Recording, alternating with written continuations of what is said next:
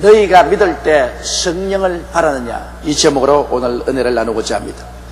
1900년대 초기에 나타나기 시작한 성령운동은 이제 전 교파를 초월하고 전 세계에 걸쳐서 영원의 불길같이 일어나고 있습니다. 이는 마치 2000년 전 오순절 다락방에서 일어난 성령운동이 복음을 예루살렘과 온 유다와 사마리아와 땅끝까지 창렬하게 넘치도록 세운 운동과 동일한 것입니다. 성경에는 하나님께서 이 세상에 먼저 이른 비 성령을 주셔서 교회를 탄생시키시고 그 마지막 때 늦은 비 성령을 부어주심으로 교회를 완전히 성장하고 열매 맺게 하셔서 주님께서 추수를 끝내시고 하늘나라로 교회를 데리고 가겠다고 약속하신 것입니다. 그런데도 이와 같은 하나님의 섭리를 모르고 지금도 성령운동을 마귀의 역사니 광신주의니 하고 반대하는 평신도나 신학자나 목사들이 있습니다. 나는 이런 사람들을 생각할 때 가련하고 불쌍한 생각이 마음속에 납니다. 최근에도 한국의 어떤 목사가 우리 교회와 저를 공격하는 글을 쓴 중에 우리가 삼위일체 하나님 중 성령께 관하여 일변도로 강조하여 신학적으로 문제가 되고 있다고 이렇게 비난하는 것을 보았었습니다. 그러나 그 글을 읽고 저는 실수했습니다. 그분이야말로 삼위일체가 진실로 무슨 의미인지를 전혀 알지 못하고 있는 무식을 드러내고 있기 때문인 것입니다. 여러분, 구약 4000년 동안은 삼위일체 중 아버지 하나님이 정면에 나오셔서 일하셨습니다. 그래서 하나님의 아들 예수 그리스도는 야훼의 사자로서 언제나 나오셨고 성령은 야훼의 영으로서 나와서 아버지와 함께 역사하셨습니다. 그러나 구약의 300여 번 예언된 대로 우리 주 예수께서 이 땅에 오시겠다고 하나님께서 지시하셨는데 지금으로부터 2000년 전에 하나님 아들 예수께서 동정녀 마리아를 통해서 육신을 입고 이 땅에 오셨습니다. 그때로부터 시작해서 예수 그리스도의 시대가 전개된 것입니다. 예수 그리스도께서 정면으로 나와서 일을 하시고 아버지 하나님과 성령은 예수 그리스도의 배후에서 예수님을 통해서 나타나시고 일하신 것입니다. 그러나 예수님께서 그 사역의 마지막 때 성령을 보내시겠다고 계속 강조해서 말씀을 하셨습니다. 그 말씀대로 예수님이 부활 성천 이후 오순절 날에 성령께서 강림하시고 이제는 성령께서 정면에 나오셔서 일하시고 하나님 아버지와 예수님께서는 성령의 배후에서 성령을 통해서 우리 가운데 나타나시는 것입니다. 그러므로 이제는 성령 시대에 우리가 살고 있으며 성령님을 통하지 않고는 아버지 하나님도 만날 수가 없고 우리 주 예수 그리스도를 만날 수도 없고 깨달을 수도 없고 믿을 수도 없는 것입니다. 그 때문에 성령님을 아무리 강조해도 오늘날 충분히 강조할 수가 없습니다. 자, 그러면 오늘 이 시간에 왜 우리는 보혜사 성령님을 강조하고 성령으로 충만한 삶을 살아야 오늘날 마지막 시대에 올바른 신앙을 가질 수 있는가, 그 점에 관해서 여러분과 함께 성경을 통해서 알아보자는 것입니다. 첫째로 예수님과 성령님의 관계를 우리가 자세히 살펴봐야 되는 것입니다. 여러분, 예수님은 성령님을 통해 동정녀 마리아의 몸에서 잉태되셨습니다. 예수님은 성령님을 통하지 않고 이 땅에 오실 수가 없었습니다. 성경 누가복음 1장 35절에 보면 천사가 대답하여 가로되 성령이 내게 임하시고 지극히 높으신 이의 능력이 너를 덮으시리니 이러므로 나실 바 거룩한 자는 하나님의 아들이라 일컬으리라. 이 말씀은 바로 천사가 마리아에게 하신 말씀인 것입니다. 마리아는 하나님의 성령으로 말미암아 잉태하였고 우리 주 예수 그리스도를 이 세상에 내어놓게 된 것입니다. 이러므로 예수님은 바로 성령으로 잉태하신 분이신 것입니다.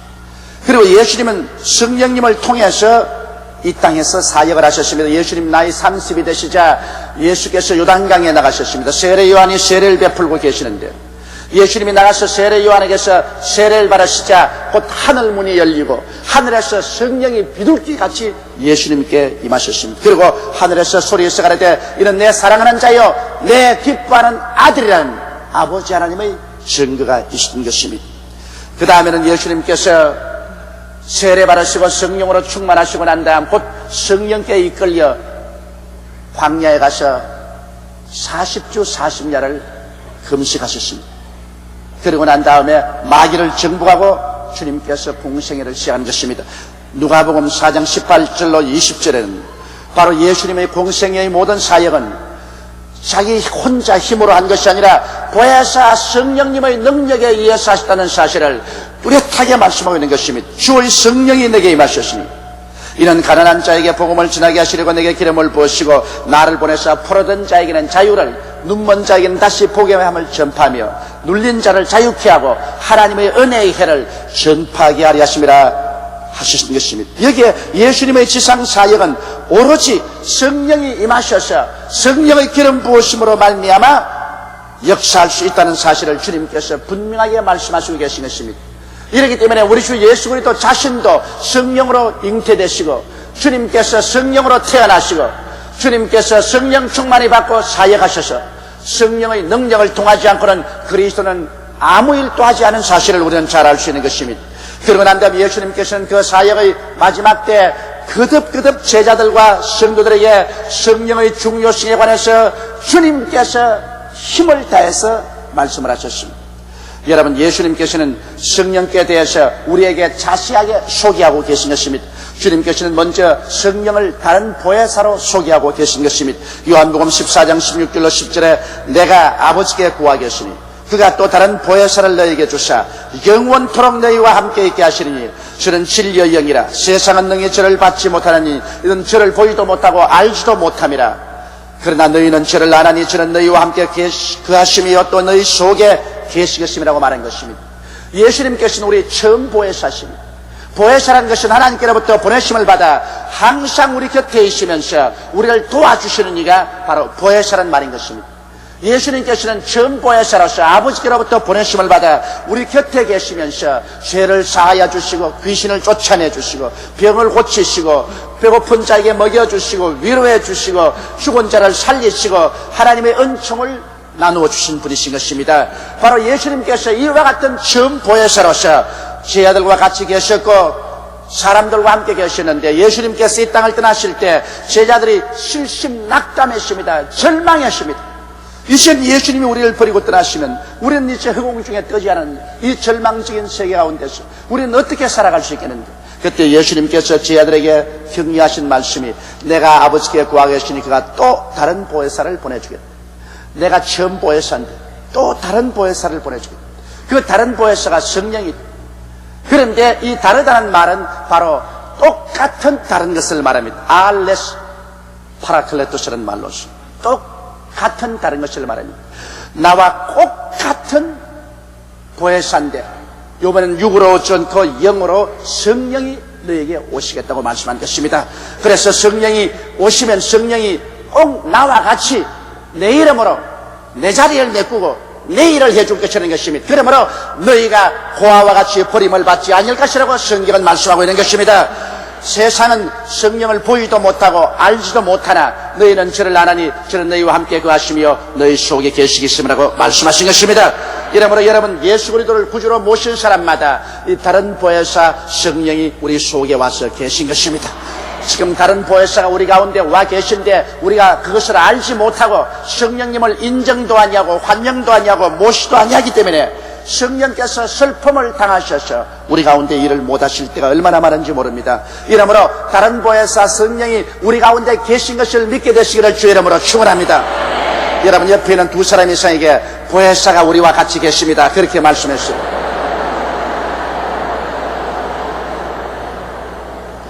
왜냐하면 이 보혜사 성령은 주께서 말씀하기를 영원토록 우리와 함께 계시겠다고 말씀한 것입니다.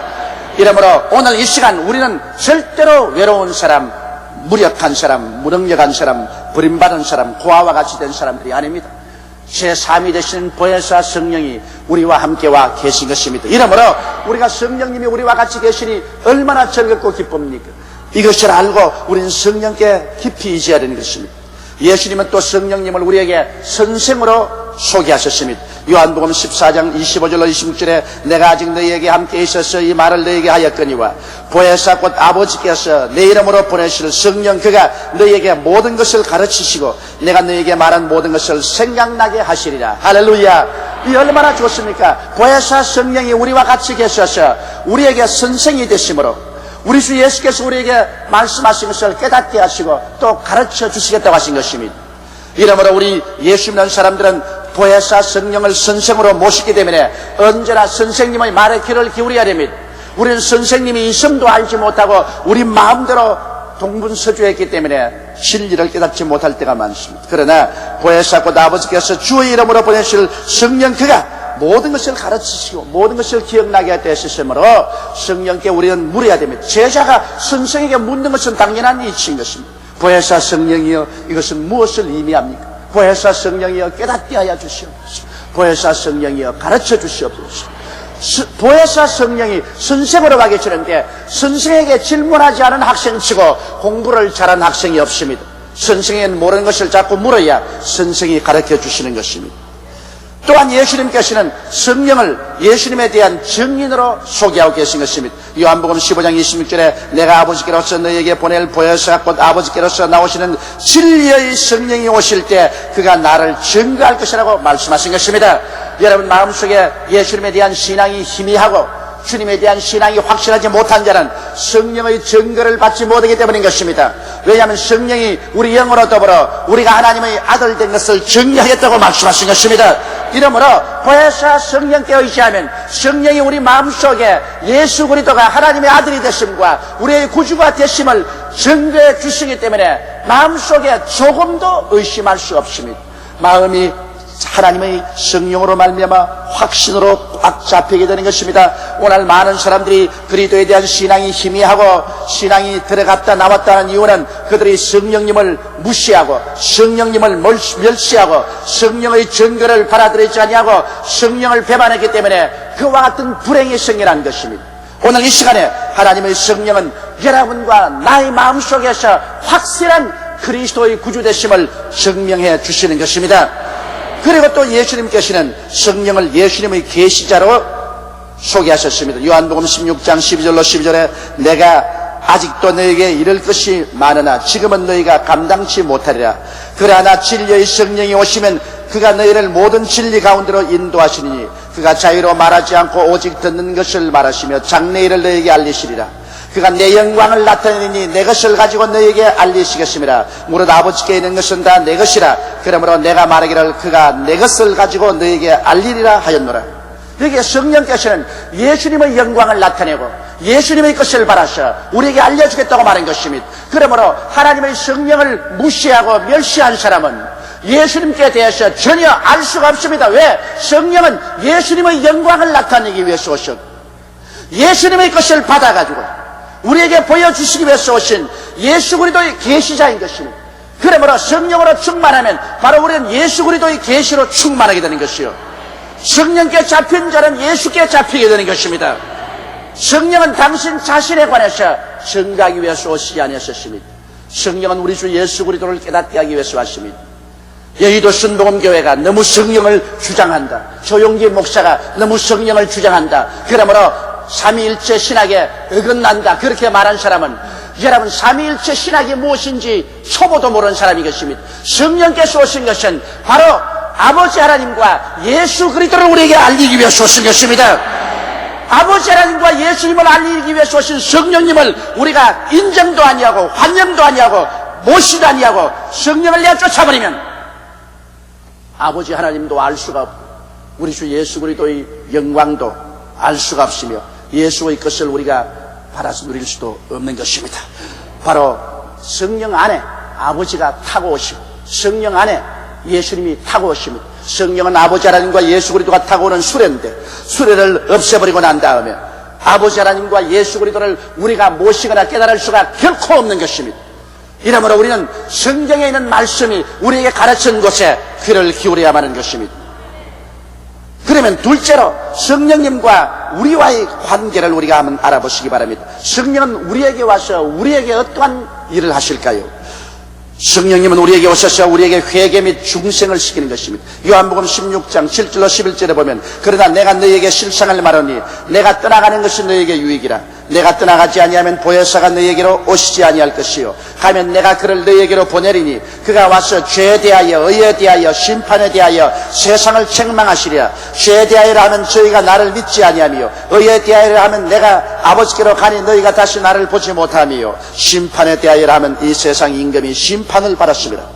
여기에 주님께서 말씀하기를 내가 가는 것이 너에게 유익이다. 내가 가지 아니하면 보혜사가 오지 않을 것이요 가면 저를 보내겠다고 했는데, 예수님이 천국 가신 지 2000년에 벌써 보혜사 성령이 우리와 같이 계신 지가 2000년 동안 되는 것이죠.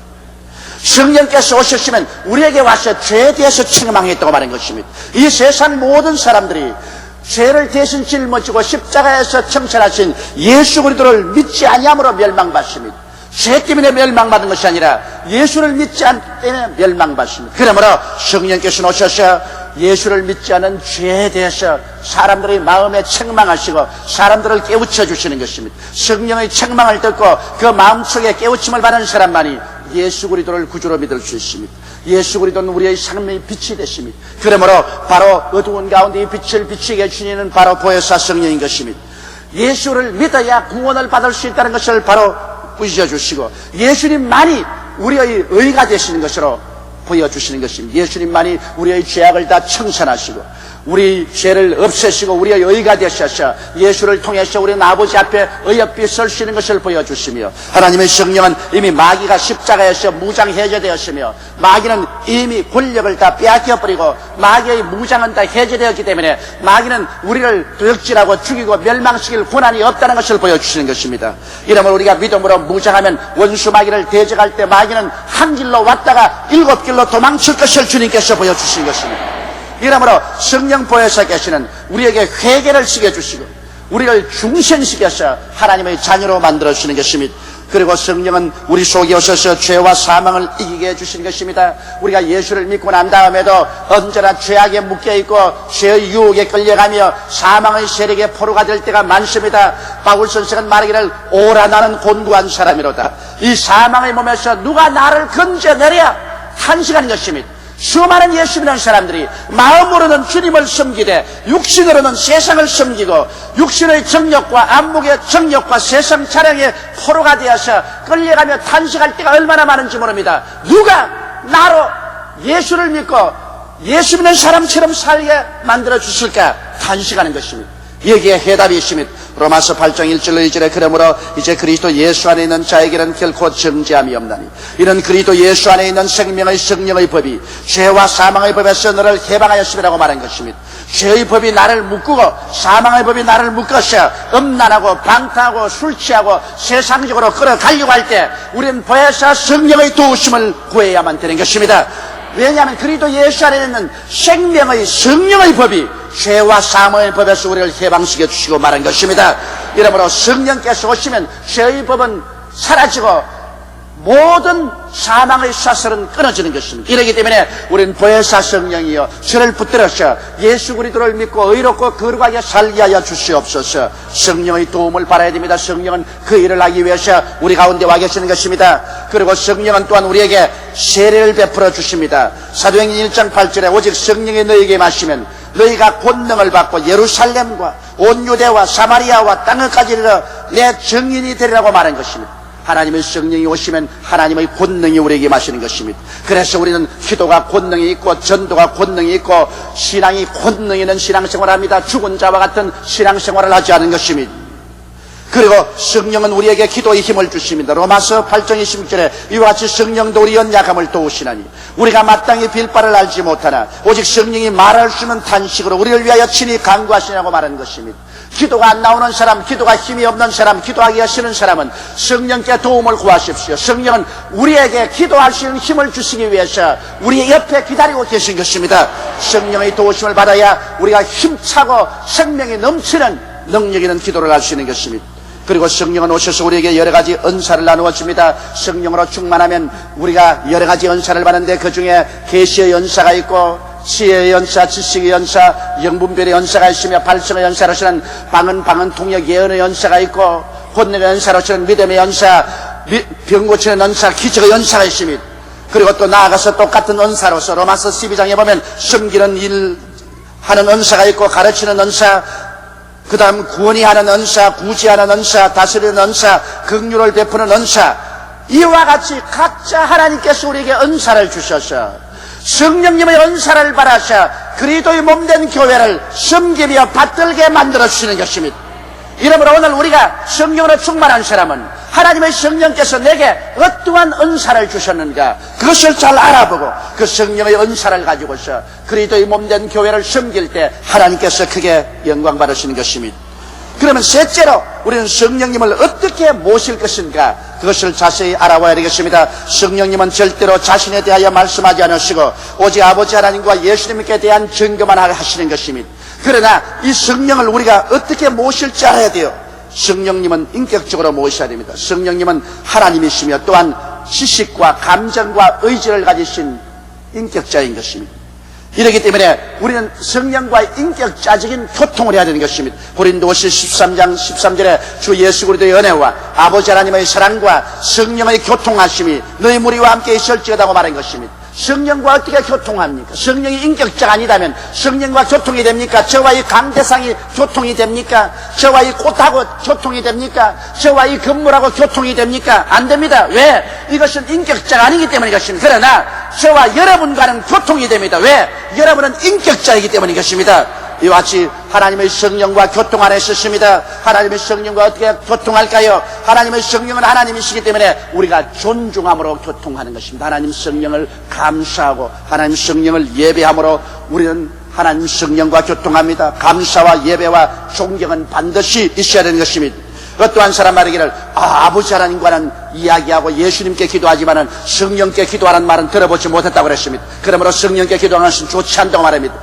웃기는 소리 하지 마십시오.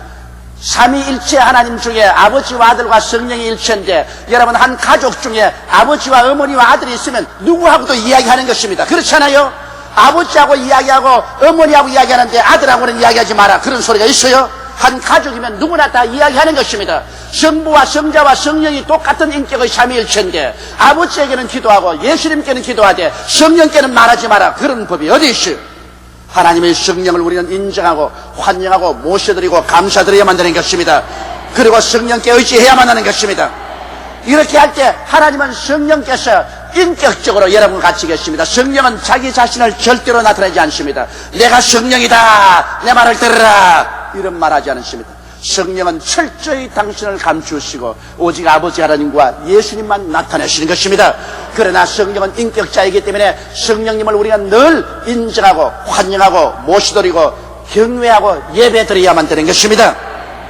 그리고 성령 충만을 위하여 늘 기도해야 됩니다. 하나님 아버지와 주 예수님께 성령 충만을 위하여 기도해야 되는 것입니다. 간절히 사모하는 영에게 성령이 더욱 충만해지시는 것입니다. 성령이 우리에게 와 계셔도 여러분 우리가 기도해야 성령으로 충만해 주시는 것입니다. 성령이 더 깊이 충만해 줄수록 우리는 더 깊은 영적인 세계 속에 들어가서 살 수 있게 되는 것입니다. 여러분 성령은 예를 든다면 거울과 같습니다. 여러분 거울을 들여다볼 때 거울이 보입니까? 자기가 보입니까? 거울이 있는 것은 거울 자체를 선진하기 위해서 있는 것이 아니라 거울을 들여다보는 사람을 위해서 있는 것입니다. 그와 같이 성령은 바로 아버지 하나님과 우리 주 예수님의 거울인 것입니다. 성령을 들여다보면 들여다볼수록 성령은 보이지 아니하고 아버지 하나님이 보이고 예수님이 보이는 것입니다. 성령 자신은 언제나 감추어 버립니다. 성령은 자신에 관해서 절대로 말하지 않습니다. 거울이 자기 자신에 가서 말하지 않습니다. 거울이 사람들 보고 보지마 나 먼저 보고 그렇게 말하지 않습니다. 거울을 닦아서 보면 전부 내 얼굴이 보이지 거울이 보이지 않습니다. 우리 성령으로 충만하면 할수록 더욱 아버지 하나님이 보이고 예수 그리스도가 보이지 성령은 보이지 않습니다. 왜냐하면 성령은 바로 아버지 하나님과 예수님을 계시하는 당사자이기 때문인 것입니다. 그러므로 오늘날 여러분 성령이 없이는 우리 주 예수 그리스도를 구주로 모실 수도 없고 아버지 하나님을 예배드릴 수도 없습니다. 오늘날 시대는 바로 성령 시대인 것입니다. 이러기 때문에 마귀는 와서 어찌하는지 성도들이 성령을 깨닫지 못하게 하기를 원하고 있는 것입니다. 신학적으로 아버지에 대해서 알아도 좋다, 신학적으로 예수님께 대해서 연구해도 좋다, 그러나 성령은 강조하지 마라, 그것은 바로 광신자가 된다, 그렇게 말합니다. 여러분 이런 마귀의 말에 속아서는 안 됩니다. 성령 없이는 아버지 하나님도 아들도 있을 수가 없는 것입니다. 구약 4,7년 동안에 아버지가 아들이 올 길을 예비하셨습니다. 그리고 예수께서 오셔서 십자가에 몸짓고 피를 흘려 죽으심으로 구원을 완성하시고 성령이 오실 길을 예비해 놓은 것입니다. 이제 성령께서 오셔서는 아버지를 계시하시고 아들 예수 그리스도의 구원과 영광을 계시하여 주시는 것입니다. 이러므로 성령 없이는 오늘 아버지의 일도 헛되고 예수 그리스도의 십자가의 일도 다 헛되어버리고 마는 것입니다. 이러므로 우리는 있는 힘을 다하여 성령을 인정하고 환영하고 모셔드리고 의지하며 성령 충만을 위해서 주야로 기도하게 되시기를 주의 이름으로 축원합니다. 어떠한 사람의 비난이나 공격에 관심을 기울이지 마십시오. 그것은 마귀가 그렇게 하는 것입니다. 오늘은 성령 시대요, 성령 안에서만이 천국이 우리 가운데 이루어지고 있는 것입니다. 다 같이 고개시켜 기도드리겠습니다. 사랑이 많으시고 거룩하신 하나님 우리 아버지, 오늘날 시대가 성령의 시대라는 것은 우리 자타가 공인합니다. 우리 하나님 아버지여, 이 날을 오게 하기 위해서 아버지가 4,000년 동안 일하셨고 예수님께서 십자가에서 몸짓고 피를 흘려 구원을 완성하셨습니다. 비로소 성령이 오셔서 아버지와 아들이 이루어놓은 일을 우리에게 나누어 주십니다. 성령님이 주식군의 주인이 되시고 우리의 주가 되시옵니다. 성령님을 이 가운데서 인정하고 환영하고 모셔드리고 의지합니다. 성령이여 바람같이 불같이 생수같이 우리 가운데 역사하여 주셔서 아버지 하나님의 사랑과 예수 그리스도의 은혜 가운데로 이 백성들을 인도하여 주옵소서. 하나님 아버지, 우리 교회는 성령으로 충만하게 하여 주시옵소서. 우리 성도들은 모두 다 성령이 충만하게 되게 도와주시옵소서. 성령으로 말미암아 기도하고 말씀 전하고 찬송하고 신앙생활하게 도와주시옵소서. 우리 성도들이 일어서가는 곳마다 성령의 불이 활활 타고 성령의 생수가 넘쳐나게 도와주옵소서. 우리 주 예수님 이름으로 기도드리옵나이다. 아멘.